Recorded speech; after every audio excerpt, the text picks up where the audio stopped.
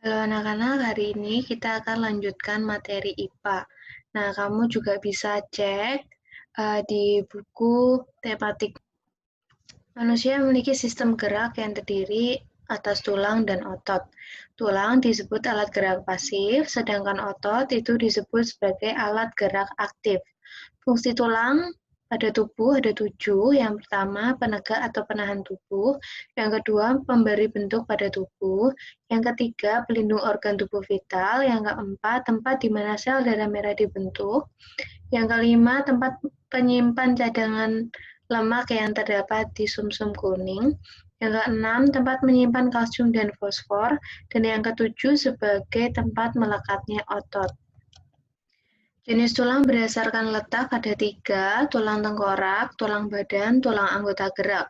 Kemudian jenis tulang berdasarkan jaringan atau struktur. Yang pertama tulang keras, yang kedua tulang rawan. Kemudian jenis tulang berdasarkan bentuk itu ada 3, tulang pipi, tulang pendek, tulang pipa. Macam-macam otot dan fungsinya.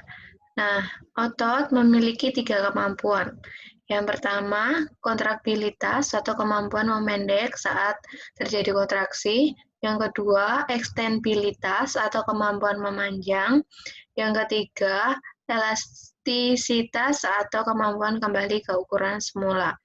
Nah, berdasarkan letaknya, otot pada manusia dibagi menjadi 3.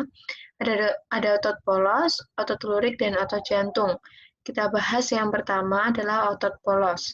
Otot polos ini dikenal sebagai otot tidak sadar karena ketidakmampuan kita untuk mengontrol gerakannya. Otot polos ditemukan pada saluran pernapasan, saluran pencernaan, saluran reproduksi, pembuluh darah, dan getah bening. Adapun ciri-ciri dari otot polos ada 5. Yang pertama, berbentuk seperti perahu. Yang kedua, terletak pada organ dalam. Yang ketiga, gerakannya lambat. Yang keempat, mudah lelah. Dan yang terakhir, bergerak tanpa perintah otak. Yang kedua, otot lurik atau otot rangka atau otot serat lintang. Nah, fungsi utamanya untuk menggerakkan kerangka kita.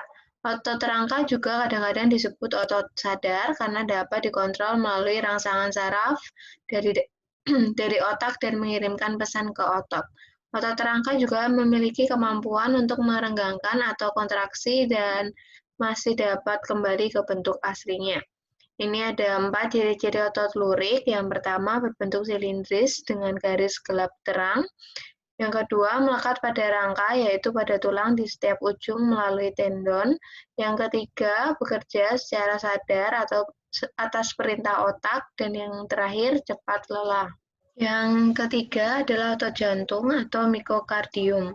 Nah, otot ini ditemukan di dalam jantung, bertindak seperti otot polos berirama, dipengaruhi oleh aktivitas saraf dan hormon. Jenis otot ini ditemukan hanya pada dinding jantung. Ciri-ciri dari otot jantung itu ada 5. Yang pertama, berbentuk silindris. Yang kedua, mempunyai percabangan yang disebut sinsitium. Yang ketiga, terletak pada jantung. Yang keempat, bekerja tanpa perintah otak. Dan yang kelima, tidak mudah lelah. Otot merupakan penggerak tulang dan otot dapat bergerak karena adanya sel-sel otot yang bekerja dengan cara berkontraksi atau relaksasi. Fungsi otot itu melaksanakan kerja, misalnya berjalan, memegang, mengangkat, mengalirkan darah, mengedarkan sari makanan dan oksigen, menggerakkan jantung. Untuk gerak otot ini dikelompokkan berdasarkan arah geraknya. Ada gerak dengan arah berlawanan atau antagonis dan gerak yang arahnya bersamaan atau sinergis. Yang dimaksud alat gerak otot adalah meluruskan atau ekstensor, membengkokkan fleksor, menjauhkan abduktor, mendekatkan aduktor, gerakan ke bawah depresor, gerakan ke atas elevator, menengadah supinator, dan menelungkup itu pronator. Gerakan antagonis terjadi apabila suatu aktivitas melibatkan dua gerak yang berlawanan. Misalkan ketika mengangkat benda, maka tanganmu akan meluruskan kemudian membengkokkan atau ekstensor flexor. Ini ada contoh gerak otot. Yang pertama gerak fleksi, membengkokkan pada siku, lutut, dan jari. Yang kedua gerak ekstensi, meluruskan pada siku, lutut, dan jari. Gerak abduksi, menjauhkan tungkai menjauhi sumbu tubuh. Yang keempat gerak aduksi, mendekatkan tungkai mendekati sumbu tubuh. Gerak pronasi, memutar lengan sehingga telapak tangan bertelungkup. Gerak supinasi, memutar lengan sehingga tangan menengadah. Yang ketujuh, gerak depresi, gerak menekan ke bawah. Yang kedelapan, gerak elevasi, gerak mengangkat ke atas. Gambar gerak fleksi, gerak eleksi, gerak ekstensi, gerak abduksi, gerak aduksi, gerak pronasi, gerak supinasi, kemudian gerak depresi, yang terakhir gerak elevasi.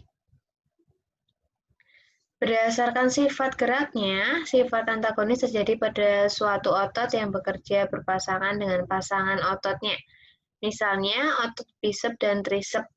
Saat otot bisep berkontraksi atau memendek, maka otot trisep berelaksasi atau memanjang. Sedangkan sifat sinergis maksudnya bahwa kerja suatu otot didukung oleh otot lainnya. Misalnya, otot tulang rusuk yang saling bekerja sama dalam melakukan pernapasan. Nah, setelah ini kamu bisa mengerjakan tugas di buku 5A, yaitu di uji kompetensi 1 dan 2 untuk bagian IPA. Nanti saat Zoom kita bahas bersama-sama. Terima kasih.